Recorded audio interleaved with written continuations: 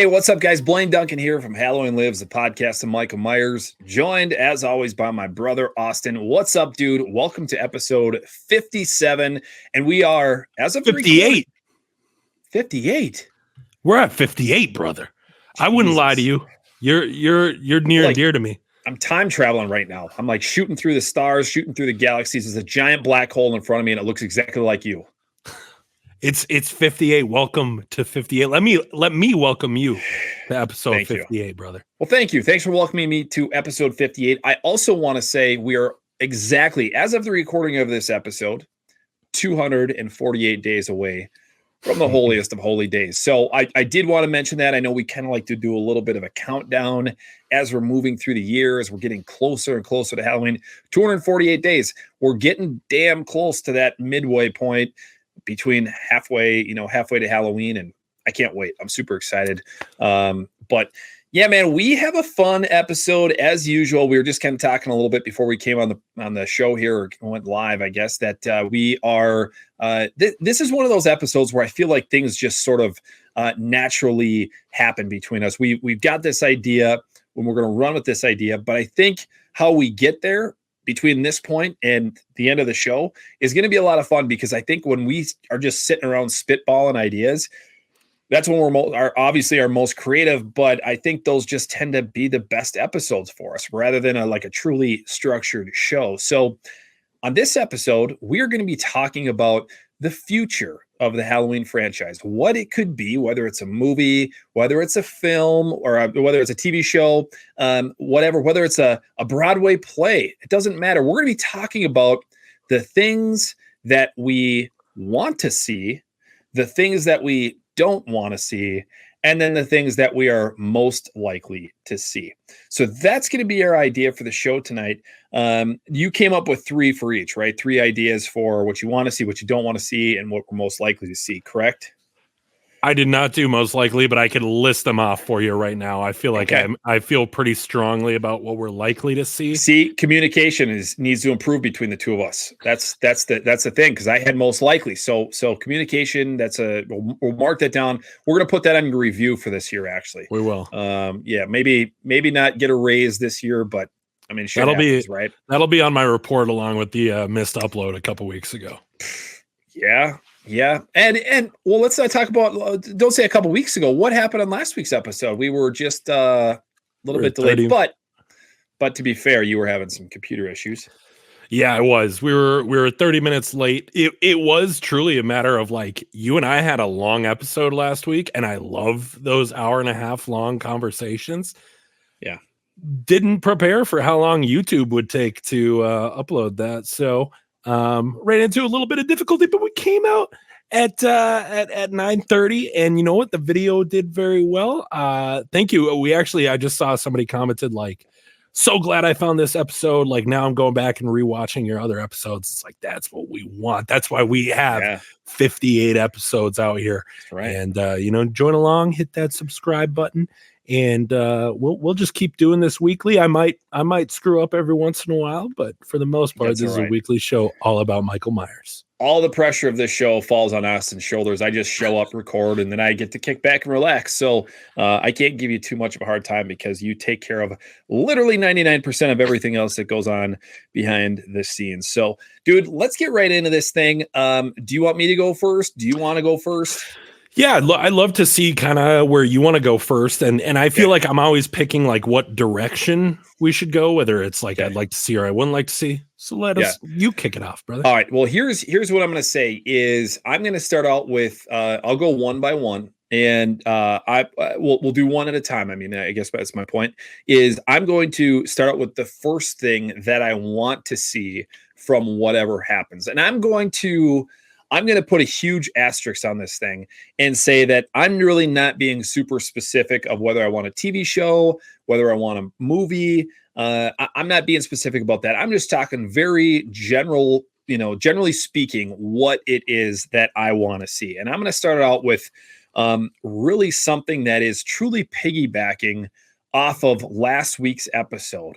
And that is the Michael Myers mask must be great, not good. It must be great. and that the mask itself could make or break whatever they decide to do next. So here's what I'm going to say also on top of that. When you go back to, I'll use the Scream MTV series that came out a few years ago, probably 10 years ago now. I don't even know when the hell it came out. 8 years ago. It doesn't matter. But what we saw them do is they rebooted the Scream series in a way, even though it really didn't need to be rebooted. The films were still being made, and like very similar situation to where we're at now, with just coming off the tailcoat of the David Gordon Green trilogy. We're now going to potentially see a television show that comes out of this. But what Scream really jacked up, speaking solely of the TV series, dude, they changed the mask. And I remember being so excited for that show. I was pumped that they were coming out with a Scream television show. I loved the idea that it was going to be on MTV, because I was like, okay, it's not going to be Dawson's Creek on the WB. It's not going to be on your standard, ABC, NBC, anything like that. Like, this is MTV. It might not be like Skinamax, which isn't what I'm looking for, but it's also not like your regular television shows on, just primetime television, I guess, right? MTV can be a little bit more risque than, say, an ABC or an NBC. I saw the mask. I'm assuming it was in the first episode. I was done. I was done. I was like, what? Why did you do that? Why did you change the mask? Now, the mask itself wasn't bad. Like, the mask was kind of cool looking. Yeah. And had it been the mask of a killer in a completely separate franchise, that was the mask they used, I would have been cool with it. I would have had no problems with it whatsoever. But dude, this is Scream. This is Ghostface. Okay. This is Ghostface that we're talking about here. You didn't use what worked so well. And that, in my mind, is what scares me about a TV show, is that the wrong people getting their hands on this thing and going, hey, you know what? I got an idea. Let's change this. The Michael Myers mask has been done. We've used and abused this thing. Let's change it up a little bit. Let's maybe make it a little bit more 21st century. I don't want to see that. I do not want to see that. I don't want to see this mask separate itself from everything else. Give us a great mask. If they have to do one thing and one thing only, that's fine. The right effects artist to get this thing done, to do it right, you have to, or this entire thing is going to be jacked up. And that doesn't matter if we're talking movie or television show. Get the mask right. That it has to happen. Yeah, I almost did that for one of mine as well, and I, what does that look like to you? Like, because in my head, I think it's way too easy to just be like, oh, do a Kirk, because I don't, in the same sense, and I'll get into a similar point. While the Kirk is perfect, I still think, this, whether it be a series or a franchise, needs its own look. Do you want them to, we just talked about masks last episode. Do you want that new sculpt? Do you want a new take? It's a tough balance that whoever takes over this, whatever art, special effects artist that takes on the sculpt of the mask is doing. For me, I hope that they do something similar to what was done on the Rob Zombie movie, at least for the clean version, where all those details, the cheekbones, the eyes, the eye shape kind of droopy, the mouth, the chin, like those things have to be in there. But you have to bring it into a new light. So it's a really tough balance that whoever's in charge of this mask is doing. But I couldn't agree more. You have to nail it. This is something I'm super worried about too, because it would be super easy to go, let's reinvent it here. This is our Michael Myers. We want him to stand out. And I think there's ways to do that without reinventing the wheel. Right. Exactly. And that's like, I look at, and really, obviously, the mask, besides Halloween 2, and then, of course, Rob Zombie's films, and then, I guess, David Gordon Green, the mask was reinvented in 4, 5, 6, H2O, and Part 8, right? The mask was reinvented for each of those consecutive films. And then, obviously, you got Rob Zombie's as well. If they did any mask outside of 4 and 5, like if they use and I'm not saying they would use this exact mask, but I look at what they did with 6, with H2O and Resurrection. Those people who sculpted those masks, who made that sculpt, they knew what Michael Myers needed to look like, and they put their own little pinch of whatever seasoning they needed to come up with their own, right? So I'd be okay with that. I don't have any problem with that. I just don't want to see like us do a like go way off the tracks because somebody, some executive somewhere got this wild hair up their ass and was like, you know what? We need to bring Michael Myers into the 21st century. We got to try to get these 16, 17-year-old kids sucked into this thing. And we're going to do that by reinventing Michael's look. I don't want to see that. Give me classic Michael Myers. Even if it's a brand new mask, I don't have any problem with that. Just make it look somewhat like Michael Myers is supposed to look like. Completely agree. For me, the number one thing that I'd like to see with now this point might work better in a movie, but you could draw it out in a series.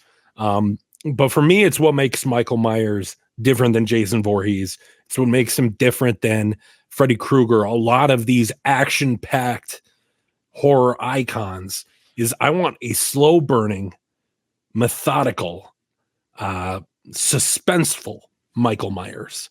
And I also wrote this.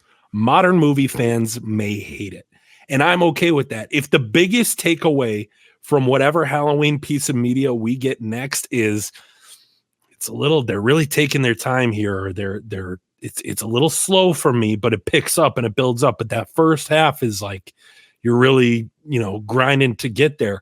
I'm okay with that. I would rather we take our time establishing that Michael Myers is a methodical stalker. In whatever piece of media we get. I want Michael to, I don't want this to be an action-packed movie by any means. Maybe in the third act, all hell breaks loose. But I want a nightmarish snowball buildup in whatever we get, whether it be, in a series, it would look a little bit different. You would have to kind of, and maybe it would even work better because you could really build up that slow pacing. But what I don't want is, and obviously Halloween Kills is a sequel, but I don't want a Halloween Kills where there's a kill every 3.4 minutes in that movie. Right. I want to spend some time being, letting your imagination play with what Michael is capable of in this universe, in this new story. And let that build up in the same way that John Carpenter let it build up in 1978. You knew this dude wasn't good, but you didn't know what he was capable of. You didn't know what his intentions were until it happened. I think the more nightmarish they can play this, and I think you look back at a lot of 70s horror, which is kind of my favorite as I get older genre of horror, is just very nightmarish, worst case scenario. Starts off on a normal day, but the premise just gets worse and worse and worse and worse. That's what I want out of this next piece of media from Halloween. And like I said, the modern moviegoers, the TikTok generation, which I'm a part of, I'm not, casting stones at other places. But I selfishly hope, and that can kind of be one of the things that it probably isn't likely to see. But I selfishly hope that this is a slow burner. And we really take our time exploring the characters and building up the true suspense of that original film. Dude, I'll give full credit to the person that said this. But as you were talking, I immediately thought of something that Dave McCrae said. Dave has his own YouTube channel. You guys can go check him out. He's talked a lot about Michael Myers on his show. And he talked about Michael Myers being this storm, and that the storm is coming. And we don't want to your point, we don't want to see a film where the story opens and it's storming. We don't want to see that, right? We want to see the flash of lightning in the distance. We want to hear the rumble of thunder in the distance and look out on the horizon and see the storm coming in. And then it getting closer and closer and closer, and this buildup until finally the storm is here. And that is what Michael Myers is. Michael Myers is the storm. You see a flash of him here. You see a flash of him there. You don't get that true reveal of his face and of his mask. And that's where Halloween 2018 didn't really do a great job of that, in my opinion, right? We saw Michael Myers very early on in the film, obviously, at the sanatorium, but then, so quickly we get the shot of him putting on the mask out of that trunk of that, the car. And though it's a great shot, I love the shot.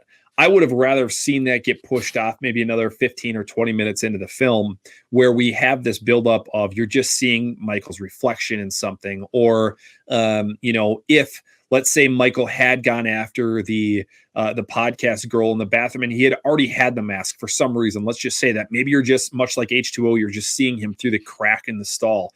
Like, those are the flashes. That's the rumble of thunder that I want to see with the film. And, just getting that too early can really ruin the suspense of the film. And yeah, give me that methodical Michael Myers. This dude is not in any hurry. He's working on your timeline. He's not working on his own. He's following you and waiting for you to screw up. He's not coming out in the daylight to just start killing people left and right. He is moving methodically. His choices and his decisions that he's making are very calculated to get to his end goal of whatever that is. And he is the storm. He is the coming storm. And I thought when I heard that for the first time, I was like, that is so beautifully said. And that is Michael Myers. That's the Michael Myers that I want to see. Michael Myers is the storm on the horizon, who's just slowly moving closer and closer until finally the storm is there. And I love that. I just think it's so cool. So I agree with everything you just said. Perfectly said. Yeah. And I think it's risky, right? While you were talking, I was thinking of a couple of things. I would love a marketing plan where we don't know what Michael Myers looks like until we're in the theater, or until we're 6-7 episodes, maybe not that far, maybe 4 or 5 episodes into a series. I would love that, if they were able to keep no leaks out, that, we see glimpses, we see little shots of him, but keep the monster hidden for as long as you can. And then when it's time, let him go nuts. Let him go back to, the Michael Myers we know and show off.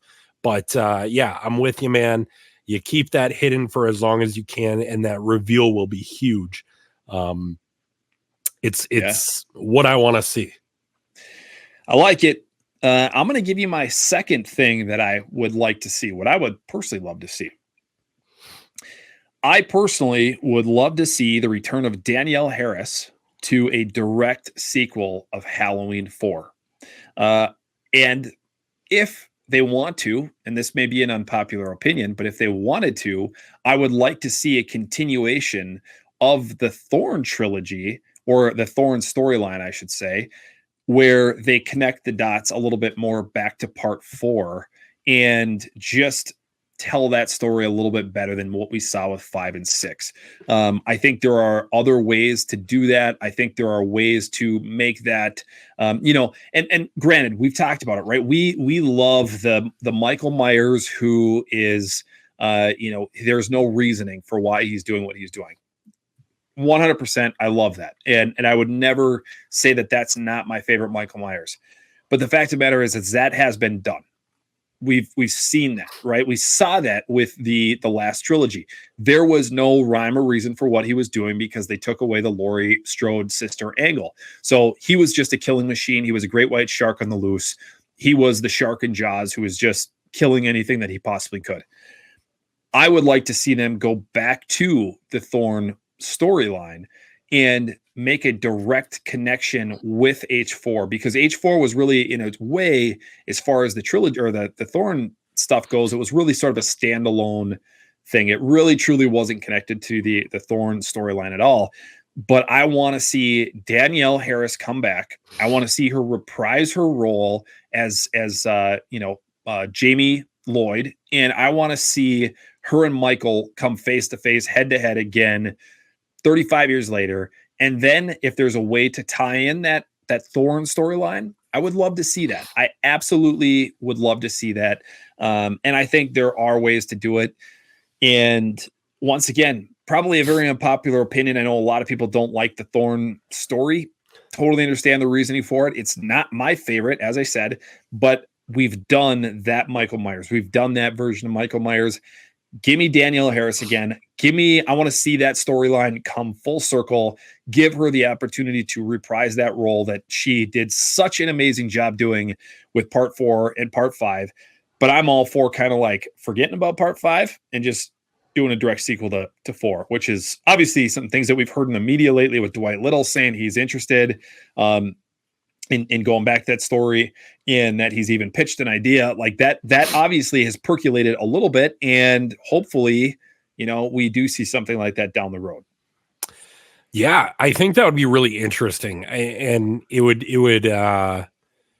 it definitely opens up a different chapter of that story, because I think I speak for a lot of Halloween fans that say the way that Jamie Lloyd's story was wrapped up in Halloween 6 was not a fitting end for this character that we had grown to love through Danielle Harris's performance in 4 and 5.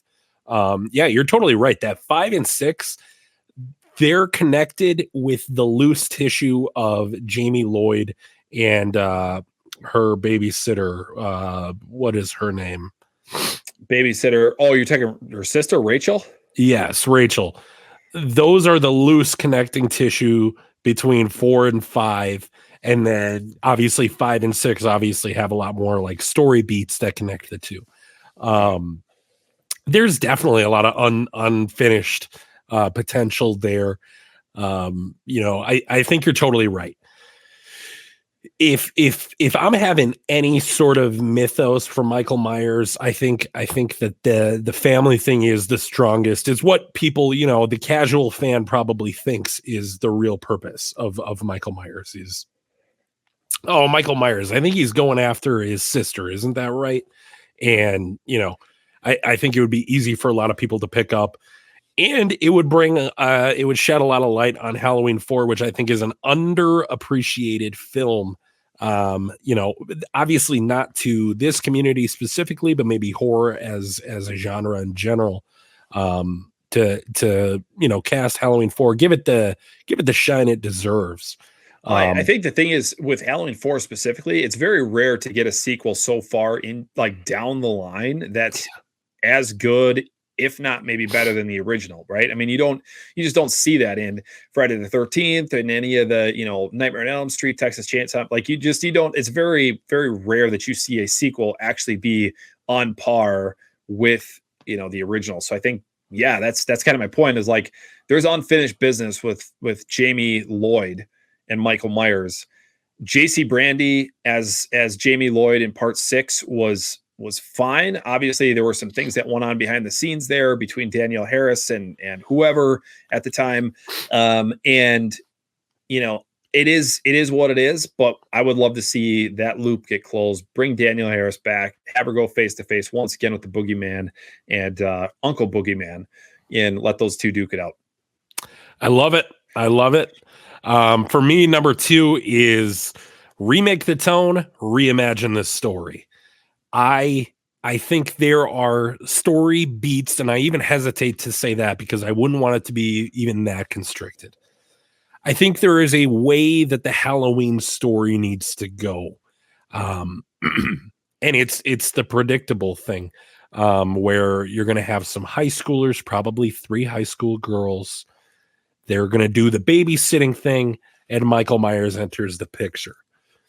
I think if you leave that where it's at and let writers do what they do and explore different types of characters, let's move on from kind of the stereotypes of the kind of the ditzy cheerleader, the goody two shoes, and kind of the rebel. I don't know what you'd really classify Annie as. But let's give them, spunky. She's spunky. Honestly, you could leave Annie alone. Annie's pretty solid. I could live with just a very faithful recreation of Annie. But I want to see more out of these characters. I think that's something that Rob Zombie tried to do with his duology of films, was give each of those characters a little bit more to do, a little bit more depth. I need that explored even more. I think you have a bigger opportunity to do that with a TV show, just because your runtime is going to switch from, at max 2.5 hours to, 10 plus hours of television. I think you have a good opportunity there, and I hope they use their time wisely. But I'm okay if they want to even change the names of these people. I think Laurie Strode is almost untouchable, but if they were ballsy enough to rename the Laurie character, I'm here for it. Give me a new story. Give me something that I'm not expecting. Make me like characters I didn't like before. Make me dislike characters I liked before. Again, props to Rob Zombie. I didn't love what they did with Loomis, but at least he gave another element to Loomis, this kind of prideful side that we hadn't seen. That does make sense for that character. But for me, like I said, remake the tone. And that goes back to the slow building, methodical, suspenseful Michael Myers and that suspense of horror. Remake the tone, reimagine the story. Let's do something new. I think a lot of people, and rightfully so, they've commented on our videos. There's 13 movies. How much more do you really need to see? If you ask us to, all the movies, all the TV, but I understand to the casual moviegoer, like, yeah, we've seen enough of this story. So let's do something new. And I would say I'll put an asterisk on there to an extent, and I will get to that extent later on in this video. And so just to clarify, and if I'm digging too deep and you want me to just say, hold that question for later, are you asking for a remake when you're talking about this? Are you asking for a remake? I think ideally, and maybe that is sort of a overarching thing that I'd like to see. Yeah, I want to see us start from ground zero, and build the story into into a new generation. Like I said, I don't want a complete remake. I think Rob Zombie in the second half, even though I prefer the second half to the first half, it is beat for beat. It is very similar. The characters are roughly doing the same things that they were in the 1978 original. Let's be a little experimental here. Let's let true horror writers, directors, people that want to explore, what the genre has to offer in 2025, and give them the ultimate boogeyman, evil figure to play with. That's Michael Myers. Put him in a new type of story. As long as that tone is right, you've got the creep factor, you've got that slow burn, and eventually you got just the Michael Myers we know and love. I'm gonna love it. All right. We'll circle back to what you just talked about here in one of my later on.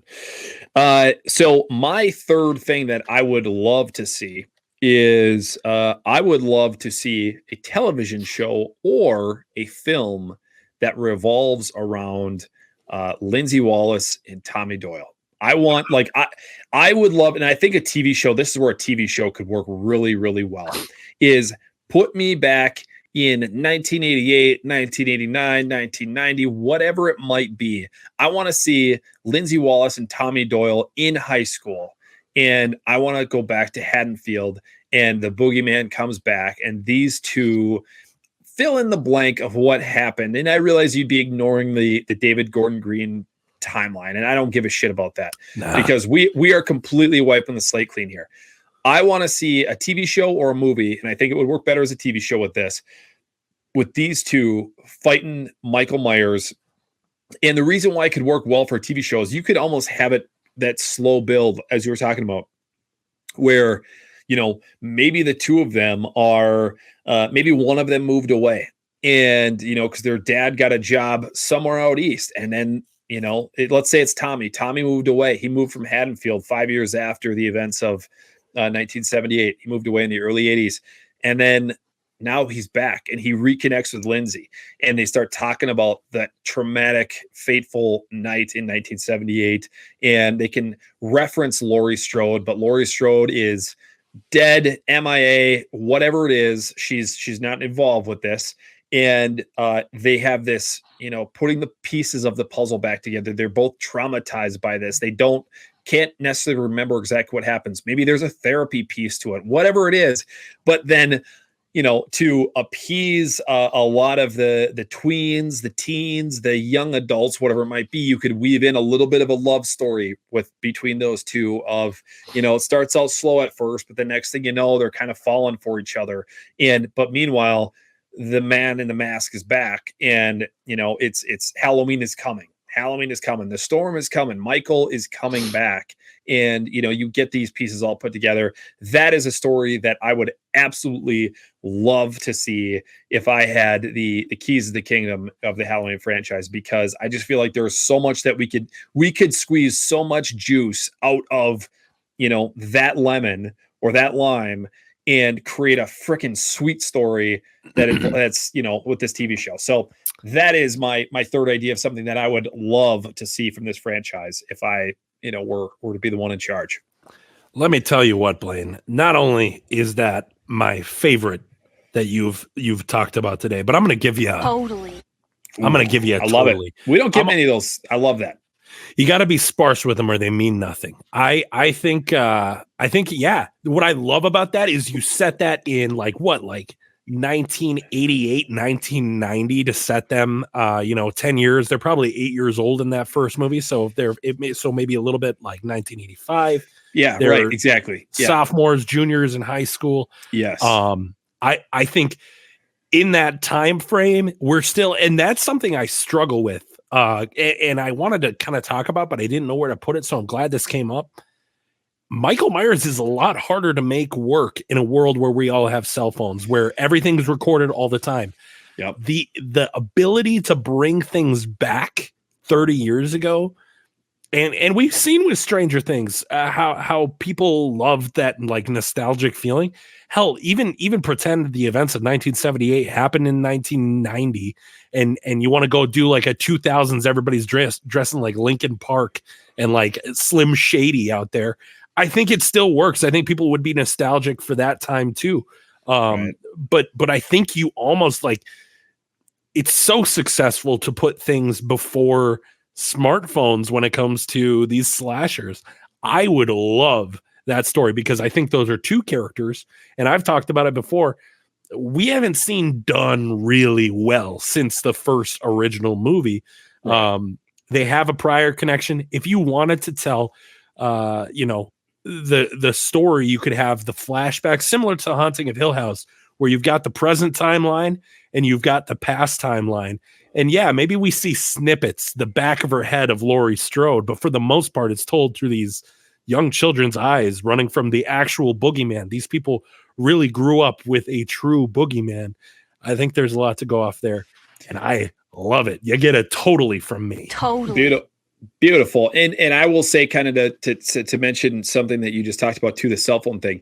It also is becoming more and more difficult to have Michael be in present day period. Like, they are going to have to go back because the dude is 65 years old. Like, you can't go much further with him because he's getting to be an elderly man. So putting Michael Myers present day is going to be very, very difficult. And that's kind of going back to like my whole idea of the H4 sequel.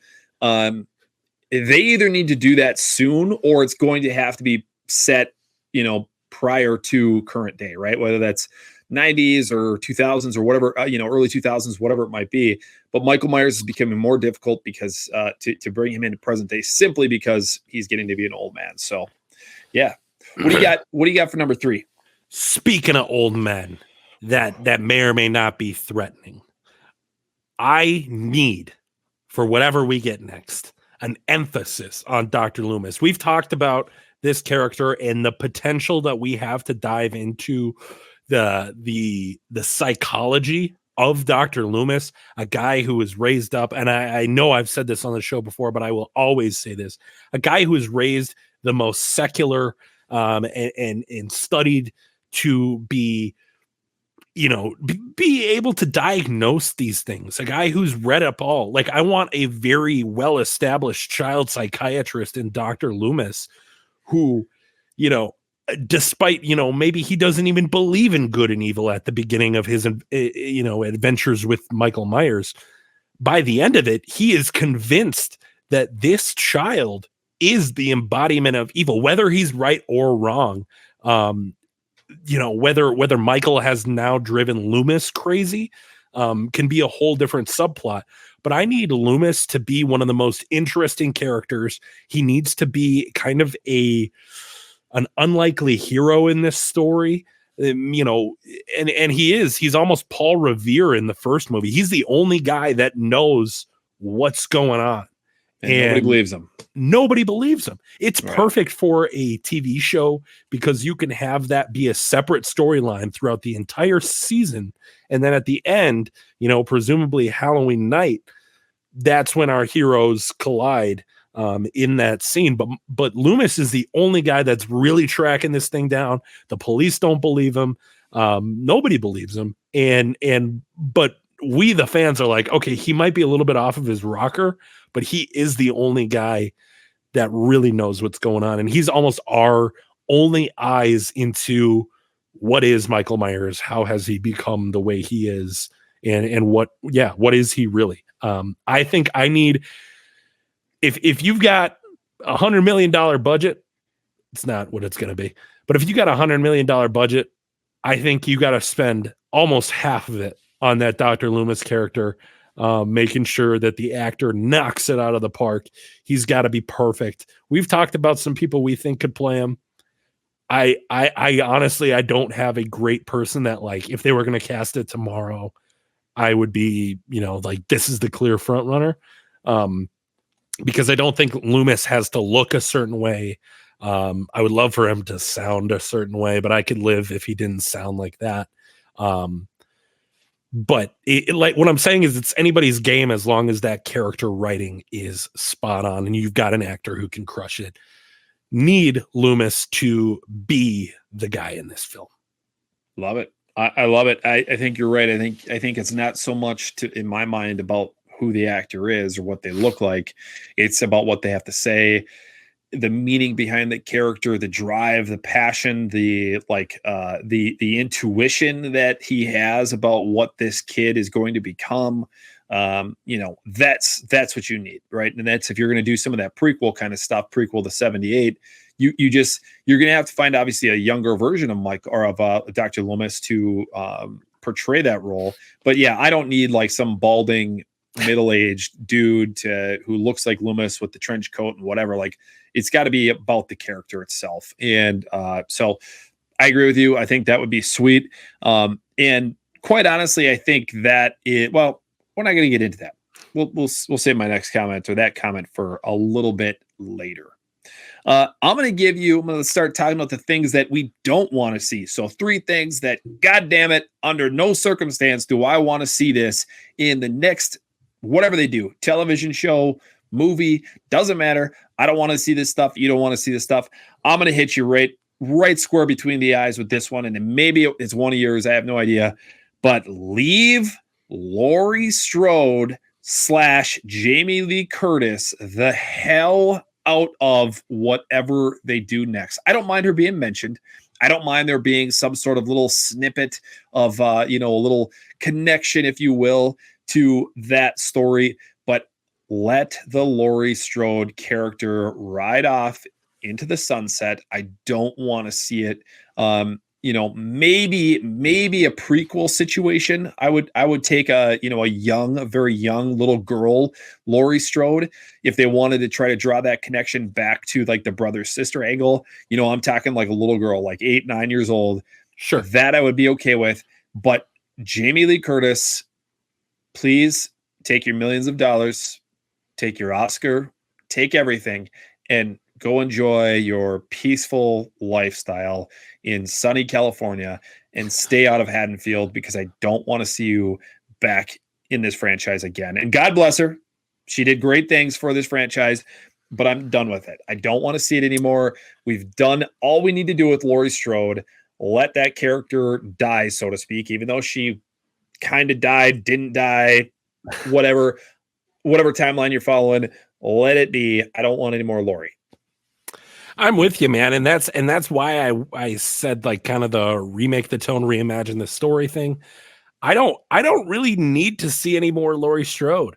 If they want to reinvent a like kind of the character we're supposed to root for, and she's really not like Laurie Strode. Maybe there's some aspects where you're like, and almost like all final girls, right, or all final characters in horror films, is they're usually not the asshole. They're usually kind of the nice person that, you know, really is supposed to be the embodiment of good.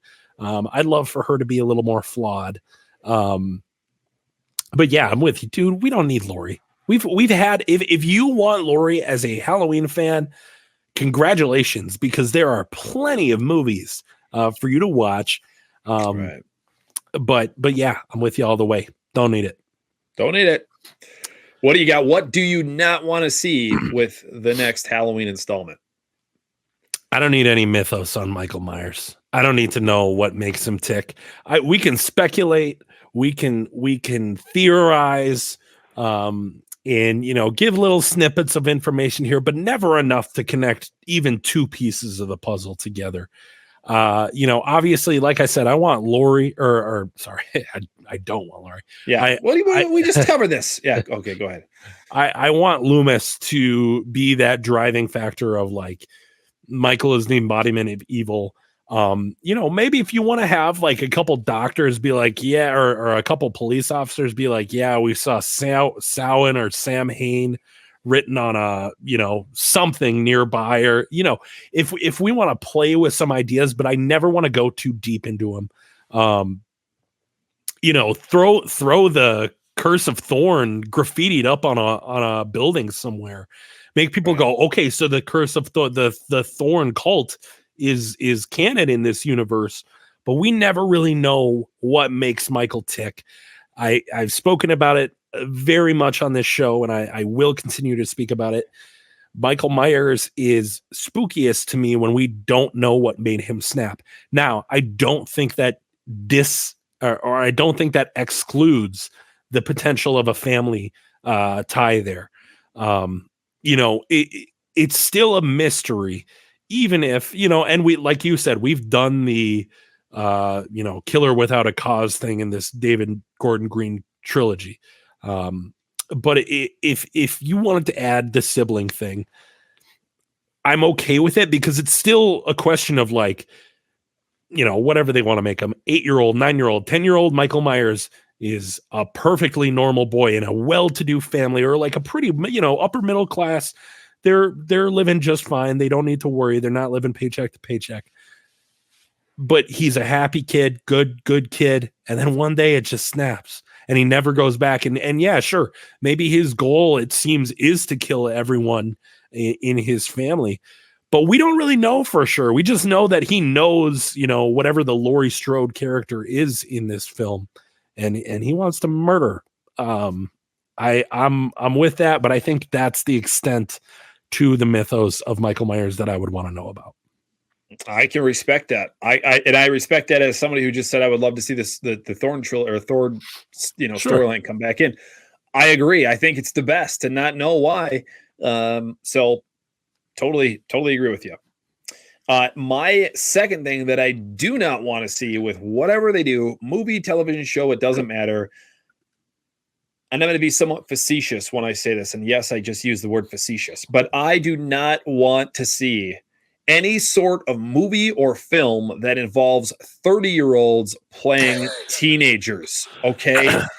We had the late 90s all the way up through like 10 years ago. That was the thing. We saw it with the Friday the 13th remake. Oh my we God. saw it with the Nightmare on Elm Street remake. We saw it in the Scream films.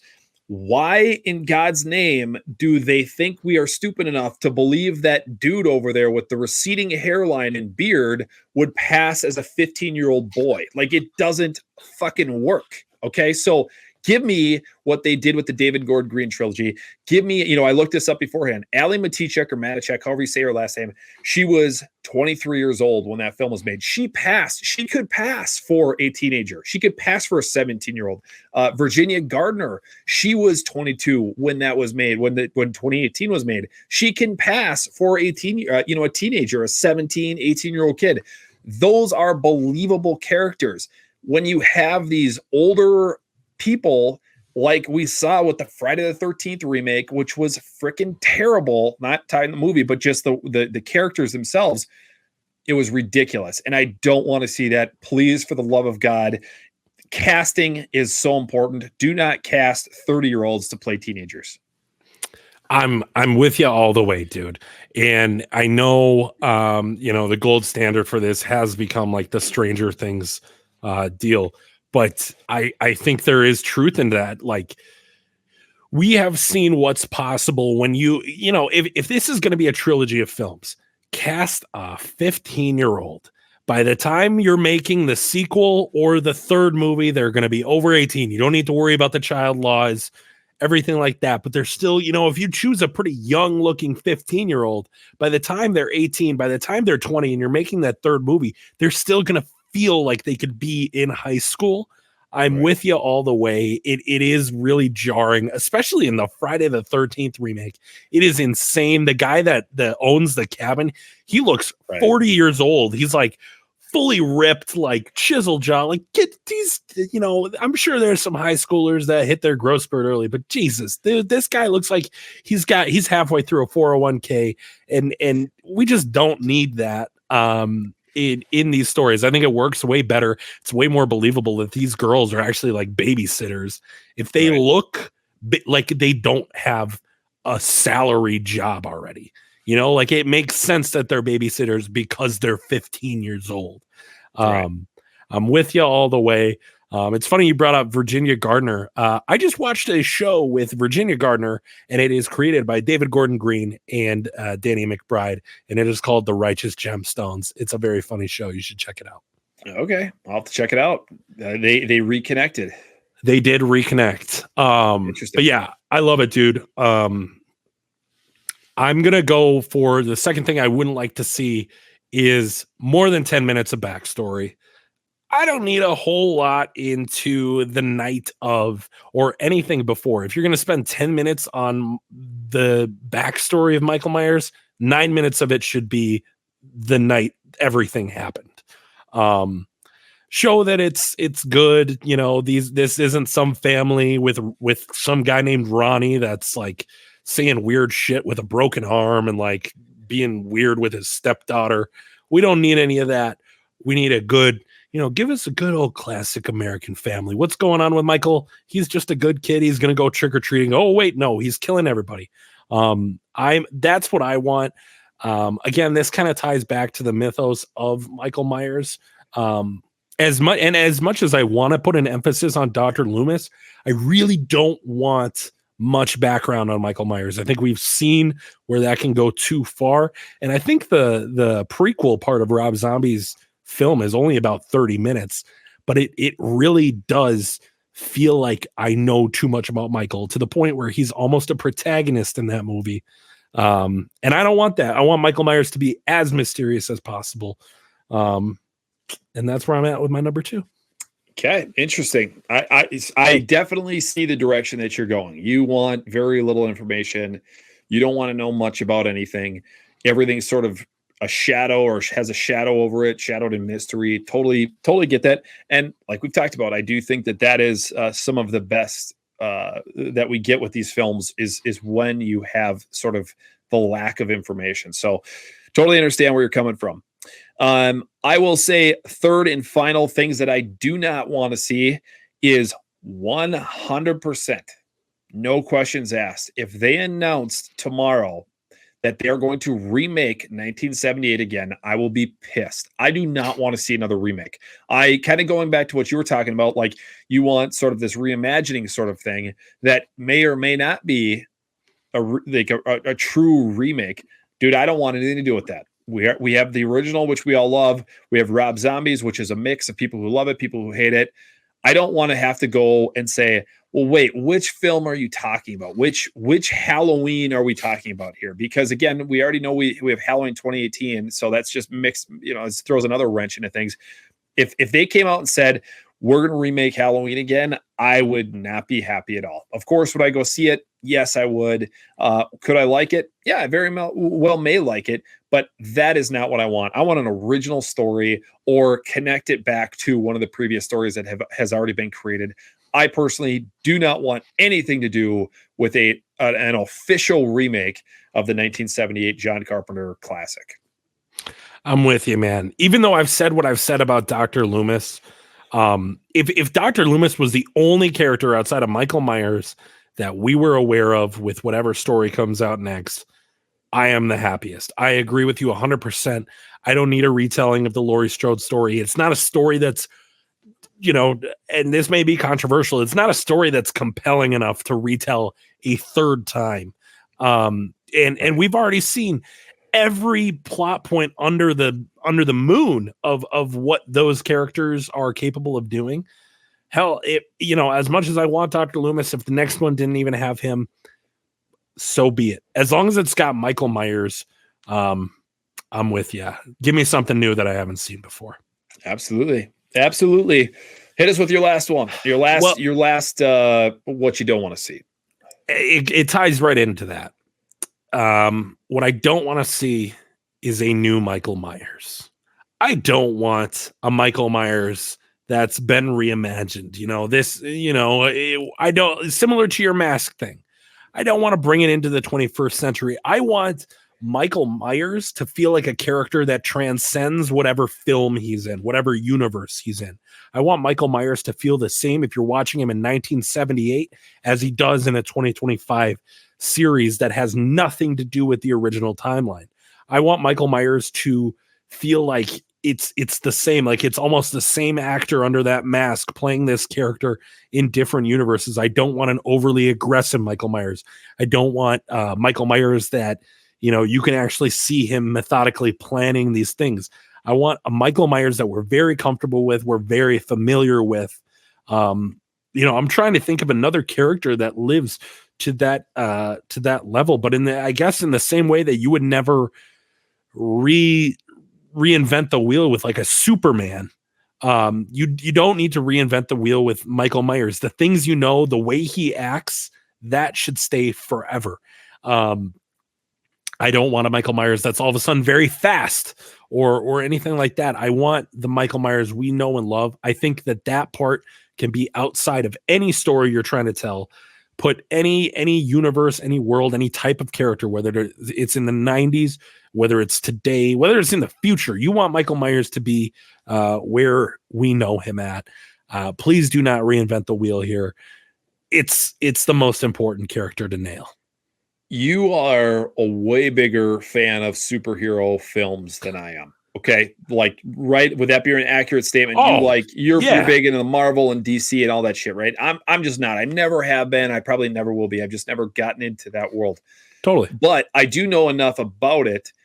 Would it be a fair assessment to say that Michael Myers is comparable to what Batman has been over the years? That Batman, of course, the look of Batman has changed from Michael Keaton to Christian Bale to George Clooney. Batman has changed throughout the years in his look. He has changed his appearance. The Batmobile has changed. The gadgets that he wears on his belt have changed. But at the end of the day, Batman is still Batman. Would you say that that's an accurate way of what you're kind of looking for with Michael Myers? Exactly. You can bring, new takes and new worlds around this piece, but that piece has to remain the same for it to work for me. Very similar to Batman. It's you're always going to have the dark, brooding Bruce Wayne, Batman who lives two lives. He's going to turn like that. He's not like you do when you got a stiff neck. Exactly. Like you want that and expect that out of a Batman. He's going to have a deep voice when he's Batman. Like there are things that you've come to expect with Michael Myers. And I think it's totally fair because he's been in 12 movies. Right. Let's not switch that up. If it confuses people further, what movie, what timeline they're watching, because Michael Myers feels the same, I'm all for it. Right. Yep. All right. Well, that's a good parallel, because that's what I was thinking when you were talking. I was like, this kind of reminds me a little bit about Batman. Like, Batman is still Batman. Bruce Wayne is still Batman. The look has changed. The costume has changed. The Batmobile has changed. But at the end of the day, Batman is still Batman. So, all right. Here's what I'm going to do. Since you don't have you didn't come up with like a most likely to see, and I did, and I have 3 of them. I'm going to combine my 3 into 1, and then you give me yours, and then we'll roll with it there. So, number 1 is what we're most likely to see. For me, what I believe we're most likely to see. We are most likely to see a Halloween TV show. That seems most likely.